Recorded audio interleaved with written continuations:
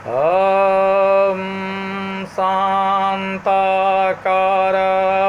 भुजगशयनं पद्मनाभं सुरेशं विश्वाधारं गगनसदृशं मेघवर्णं शुभांगं लक्ष्मीकान्तं कमलनयनं योगिभिर्ध्यानगम्यं वन्दे विष्णु भवभयहरं सर्वलोकैकनाथं। मैं सहायक प्रोफेसर डॉक्टर धर्मेंद्र तिवारी, वेद विभाग, जुत्थालाल संस्कृत महाविद्यालय, मझौलिया, पश्चिमी चंपारण। मैं आज हिंदू संस्कार में वर्णित 16वें संस्कार यानी अंत्येष्टि संस्कार के भाग तृतीय में विचार विमर्श हम लोग करने जा रहे हैं, जो कि शास्त्रीय प्रतिष्ठा तृतीय वर्ष में पढ़ाई जाती है। तो सबसे पहले हम लोग विचार करेंगे कि दाह श्मशान भूमि में पहुंचने के पश्चात चिता बनाने तथा गड्ढा खनने के लिए स्थान चुना जाता है कि भाई कहाँ पर गड्ढा खोना जाए और इसको बने संस्कार कहाँ पर किया जाए। शव का दाह संस्कार तो श्मशान के दाह के पूर्व श्मशान भूमि में की जाने वाली क्रियाओं की ओर उक्त आरण्यक में संकेत नहीं किया गया है, जिससे प्रतीत होता है कि आरंभ में एक क्रियाएं मंत्रों की बिना ही की जाती थी।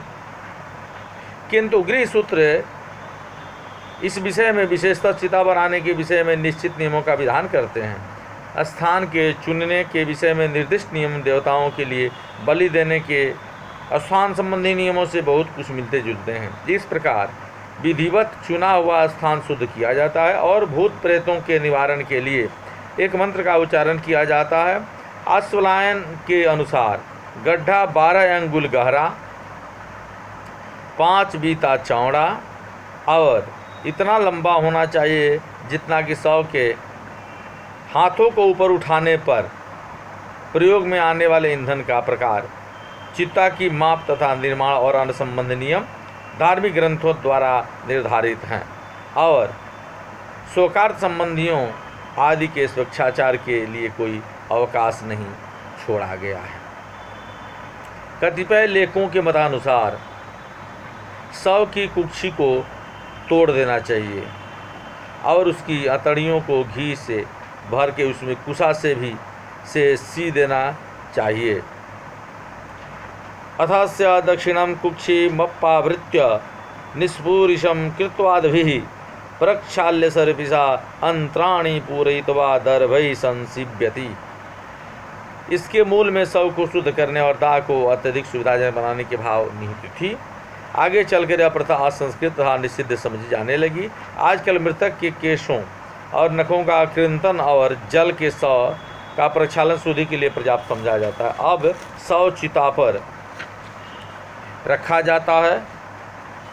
ब्राह्मण व्यक्ति के शव के हाथ में एक स्वर्ण पिंड, क्षत्रिय के हाथ में धनुष और वैश्य के हाथ में मणि होना चाहिए।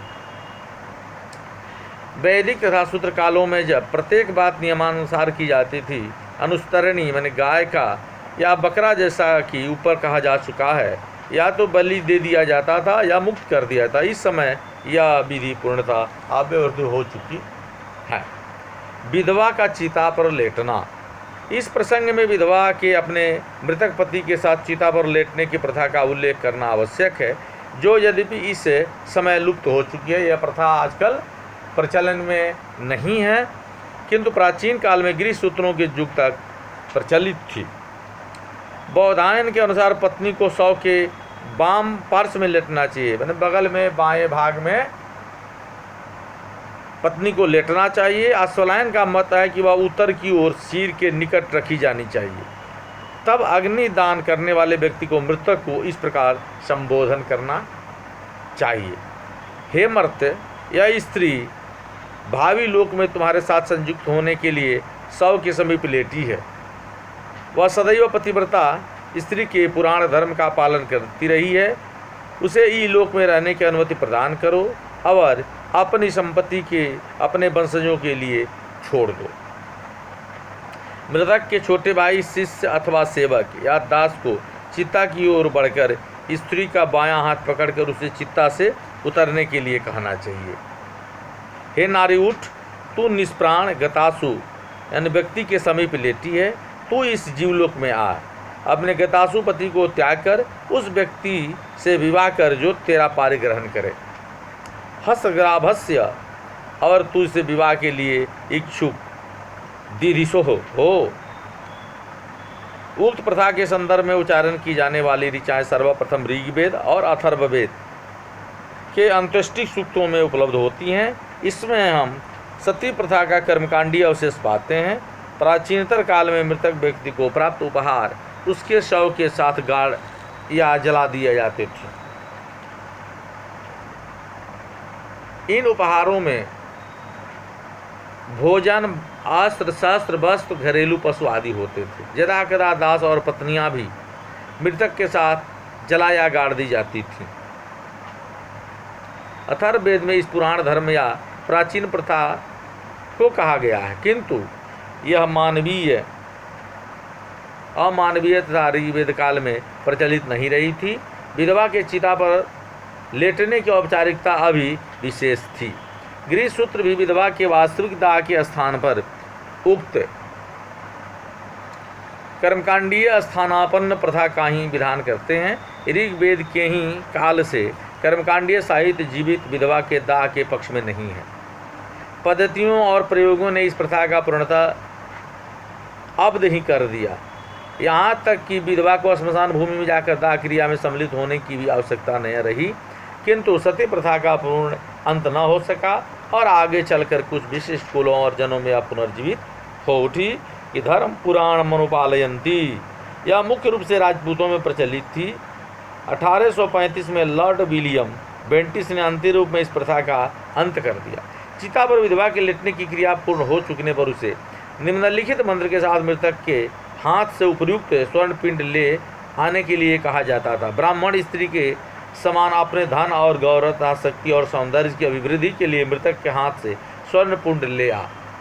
इस लोक में जीवित रह हम लोग यहाँ सुसेवित तथा समृद्ध होकर अपने आक्रामकों पर विजय प्राप्त करते हुए निवास करेंगे।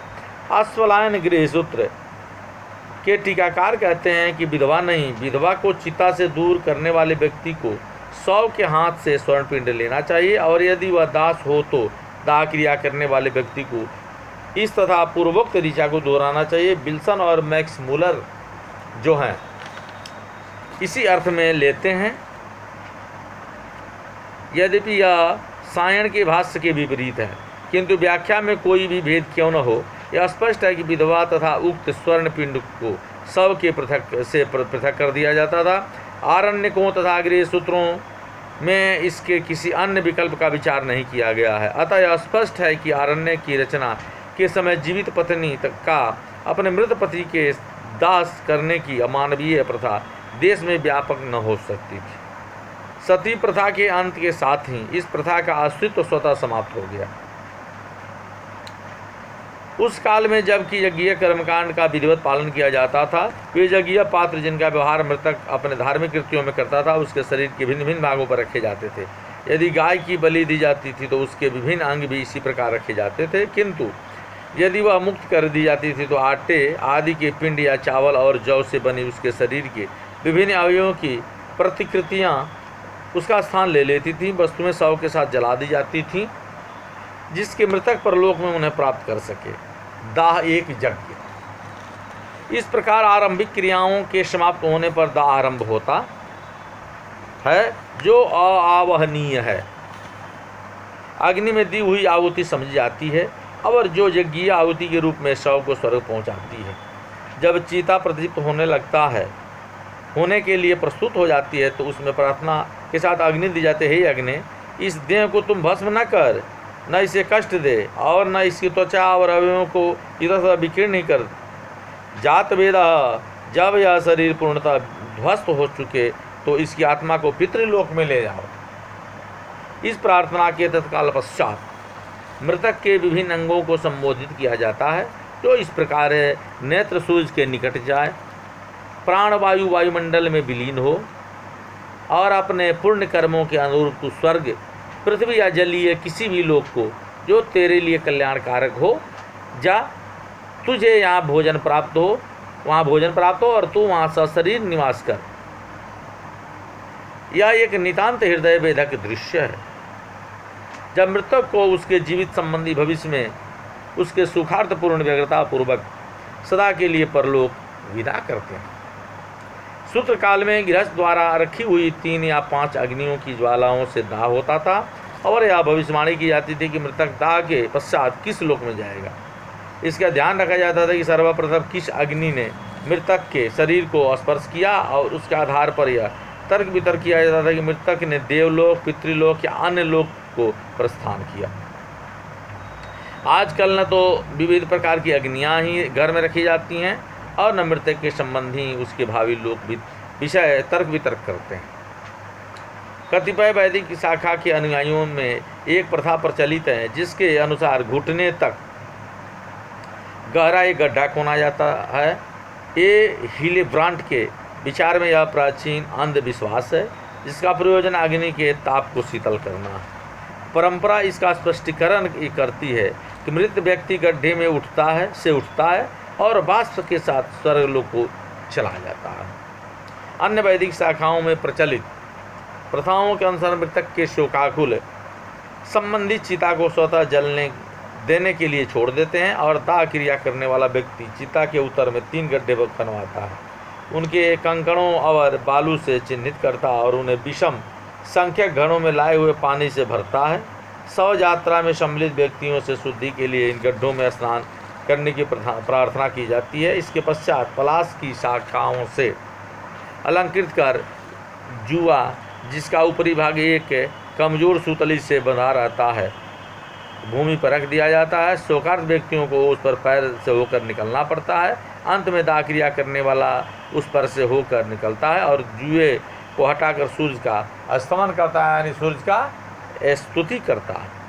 लौटना, इसके पश्चात शव के साथ श्मशान भूमि में जाने वाले लोग बिना आसपास कुछ देखे लौट पड़ते हैं। उनसे शोक की अभिव्यक्ति न होने देने, सिर झुकाए हुए चलने, परस्पर एक दूसरे को सांत्वना देते हुए तथा उत्तम कथाएं कहते हुए चलने के लिए कहा जाता है। कहा गया है कि बहुत अश्रुपात मृतक को दग्ध कर देते हैं। महाभारत से हमें ज्ञात होता है कि व्यास ने अपने भतीजे की मृत्यु के लिए विलाप करने पर युधिष्ठिर की भर्त्सना की थी।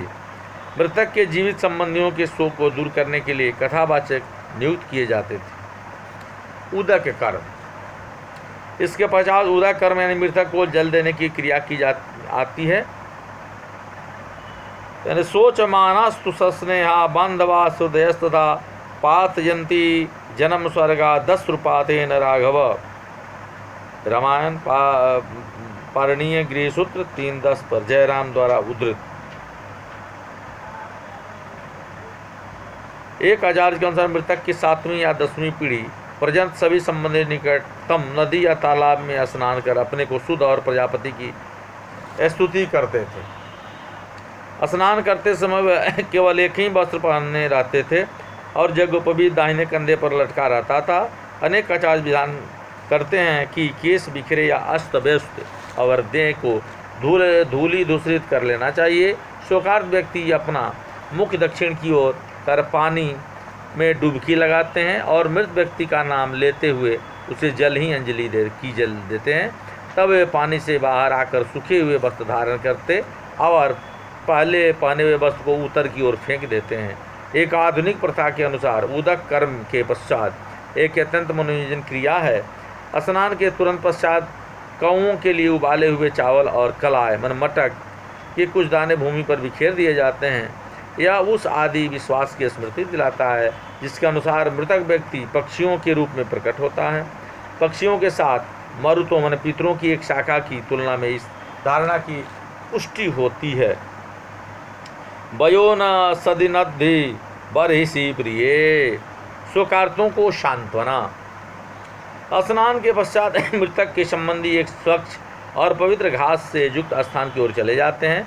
इतिहास और पुराणों की अभिज्ञ व्यक्ति मृत व्यक्ति की प्रशंसा और प्राचीन साहित्य की सांत्वना देने वाले कथाओं से शोकार्तों को ढांढस बढ़ाते हैं। वे सूर्यास्त अथवा प्रथम नक्षत्र प्रकट होने के पूर्व गांव को नहीं लौटते।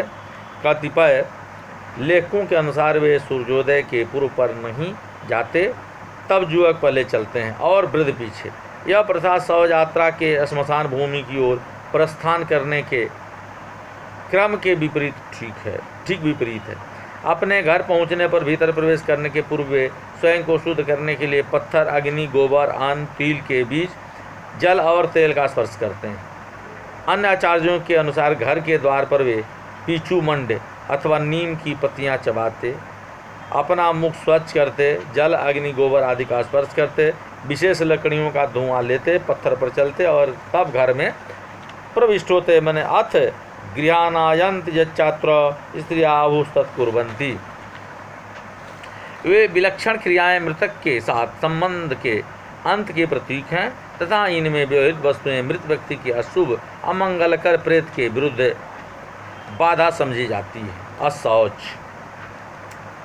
अब अशौच की अवधि का प्रश्न आता है।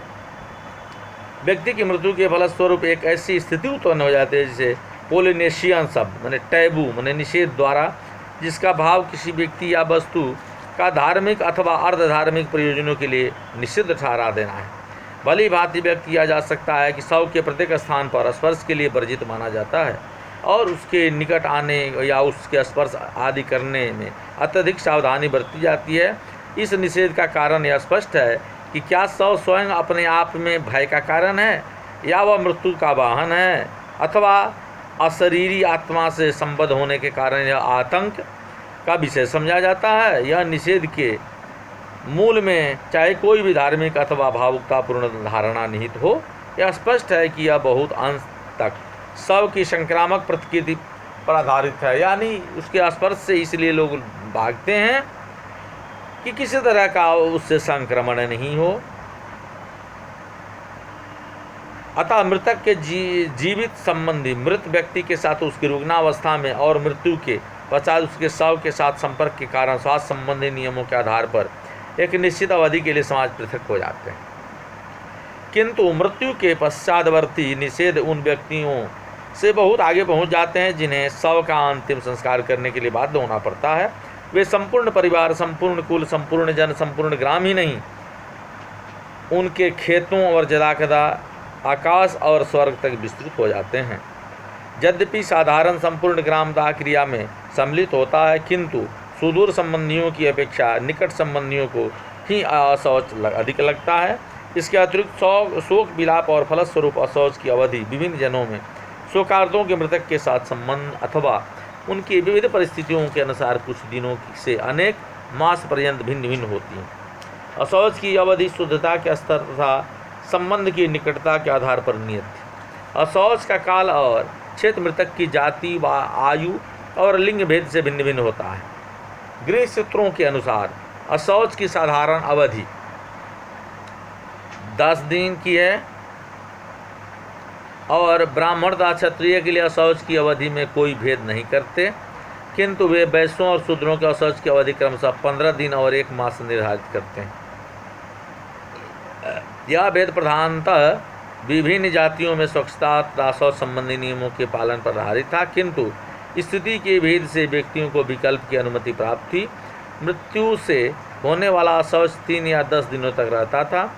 जयराम ने इस सूत्र वचन की व्याख्या पर पराशर स्मृति में एक श्लोक उद्धृत किया है कि विधिवत अग्निहोत्र और वेद का स्वाध्याय करने वाला ब्राह्मण 1 दिन में शुद्ध हो जाता है, केवल वेद का स्वाध्याय करने वाला 3 दिन में और दोनों की उपेक्षा करने वाला 10 दिनों में। यानी एकाहाशुष्यते विप्रो जोग्नि वेद समन्वितः त्रयहात केवल वेदस्तु निर्गुणो 10 दिन ऋत्विजाम दीक्षितानांच यज्ञम कर्म कुर्वताम सत्यव्रति ब्रह्मचारी दात्र ब्रह्म विदाम तथा कौरवः शिल्पिनो वैद्याः दास्य दास्य नापिता राजाना श्रोत्रियस्यैव सद्य शौच प्रकृतितः। पाणिनीय स्मृति में ऐसा दिया गया कि प्रविष्ट परिस्थितियों में अशौच के पूर्ण मुक्ति की अनुमति होती है। ऋत्विज यज्ञ में दीक्षित तथा इसी प्रकार अन्य यज्ञीय कर्म करने वाले, दीर्घ सत तथा अनुष्ठान करने वाले ब्रह्मचारी, ब्रह्मवेता, कारीगर, शिल्पी, वैद्य, दासी, दास, नापित, राजा और श्रोत्रिय ये तत्काल शुद्ध हो जाते हैं। उक्त अपवाद पूर्णतः समाज की सुविधा पर आधारित है।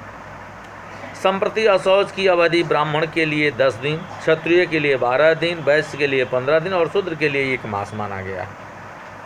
अशौच की उपयुक्त अवधि प्रौढ़ व्यक्तियों की मृत्यु के संबंध में बालक की मृत्यु से स्वल्प अशौच होता है। गृह सूत्रों के अनुसार 2 वर्ष से कम आयु के बच्चा की मृत्यु से केवल उसके माता पिता को ही 1 या 3 रात के लिए शौच लगता है। यानी बालक की 2 वर्ष से कम आयु के बच्चा का जो है 3 दिन तक अशौच लगता है, कुल या जन के अन्य सदस्यों को नहीं। किंतु स्मृतियाँ सभी सपिंडों के लिए 3 दिन का शौच नियत करती हैं। जिसके दांत निकल आए हों और चूड़ाकरण संस्कार हो गया हो, ऐसे बालक की मृत्यु होने पर समस्त बांधव अशुद्ध हो जाते हैं। अतः नामकरण के पूर्व शिशु की मृत्यु होने से किसी भी प्रकार का शौच नहीं होता है। मृत व्यक्ति का लिंग भी अशौच की अवधि के नियामक तत्वों में से एक है। गृह सूत्र इस भेद से परिचित नहीं है और अधिक संभव यह है कि इस भेद का उदय स्मृति काल में हुआ। उपनयन के पश्चात बालक की मृत्यु होने पर पूर्ण अशौच होता है, किंतु कन्या विवाह से पूर्व शिशुवत मानी जाती हैं और उसकी मृत्यु से केवल 3 ही दिनों का शौच होता है। अर्थात कन्या के विवाह के पूर्व मर जाती है तो उसका 3 दिन का शौच होता है। यदि चूड़ाकरण संस्कार के पूर्व उसकी मृत्यु हो जाती है तो अशौच केवल 1 दिन के लिए होता है, चूड़ाकरण के पहले। यदि पिता की मृत्यु माता के पूर्व हो जाती है तो पिता की मृत्यु से होने वाले अशौच के साथ ही माता की मृत्यु का अशौच समाप्त हो जाता है। किंतु माता की मृत्यु पिता के पूर्व होने पर ऐसा नहीं होता, क्योंकि इस विषय में अशौच पिता की मृत्यु के समय से आरंभ होता है। विज्ञानेश्वर द्वारा स्मृति में कहा गया है, संबंधियों और मित्रों के लिए अशौच के नियमों का पालन गृह सूत्रों में ऐच्छिक है। कुल के पुरोहित, ससुर, मित्र, अन्य संबंधियों तथा भांजों की मृत्यु होने पर अशौच के नियमों का पालन व्यक्ति की इच्छा पर निर्भर करता है। किंतु धर्मसूत्र और स्मृतियाँ इसे अनिवार्य कर देती हैं, यद्यपि इसकी अवधि मृतक के साथ संबंध की निकटता के अनुसार भिन्न भिन्न है। अशौच की अवधि में पालनीय नियम 2 प्रकार के हैं, निषेधात्मक और विध्यात्मक। निषेधात्मक नियमों के रूप में शोकार्तों से अनेक भोग विलासों और जीवन के साधारण कार्य और व्यवसाय को भी त्यागने और इस प्रकार अपनी शोक की भावनाओं को व्यक्त करने की अपेक्षा की जाती है। वे क्षौर कर्म, वेदों का स्वाध्याय और गृह होम आदि भी निषिद्ध कर देते हैं। वेद्यात्मक नियमों का उद्भव और जीवित संबंधियों के शोक के भाव में निहित है। वे 3 दिनों की अवधि के लिए संयम, भूमि पर शयन, भिक्षा में प्राप्त किया हुआ भोजन करने तथा केवल मध्याह्न में भोजन करने आदि का विधान करते हैं। अस्थि संचयन। अब हम लोग अस्थि संचयन के बारे में विचार विमर्श करेंगे कि भाई इसका तात्पर्य क्या है। तो दाह के पश्चात अस्थि संचयन का क्रम आता है।